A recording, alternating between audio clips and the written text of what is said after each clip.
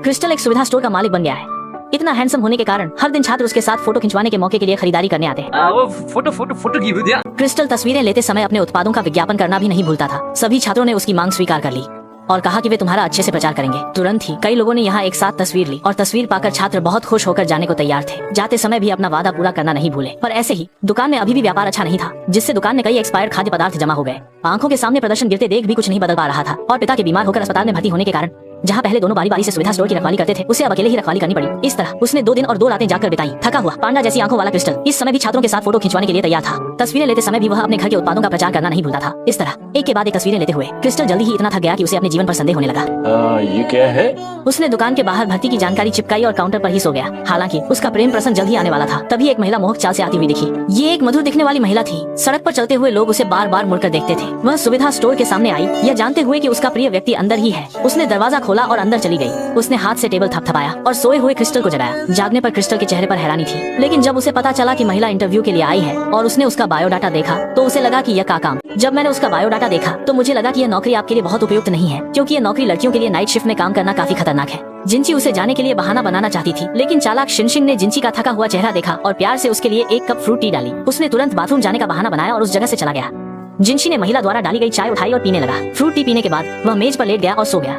लेकिन जब उसने आंखें खोली तो सुविधा स्टोर, जहां आमतौर पर शायद ही कोई ग्राहक होता था, तुरंत भर गया। अपने सामने का नजारा देखकर जिंची, जो होश में आ गया था, तुरंत कैशियर काउंटर पर भागा। उसने शिनशिंग से कहा, लेकिन जैसे ही शिनशिंग ने सुना, वह तुरंत अपनी खराब एक्टिंग से वहीं रोने लगी। कौन एक खूबसूरत लड़की के रोने को मना करेगा? जिंची इस सबसे हैरान, केवल अनिच्छा से उसका साक्षात्कार पास कर सका।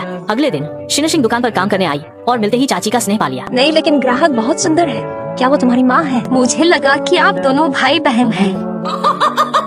जिंची ने अपने सामने शिनशिंग को देखा और महसूस किया कि उसकी सामाजिकता का तरीका बहुत मजबूत था, इसलिए उसने तुरंत कैश रजिस्टर के उपयोग का तरीका बताया। लेकिन शिनशिंग उससे भी ज्यादा पेशेवर थी। उसके संचालन पानी की तरह सहज थे।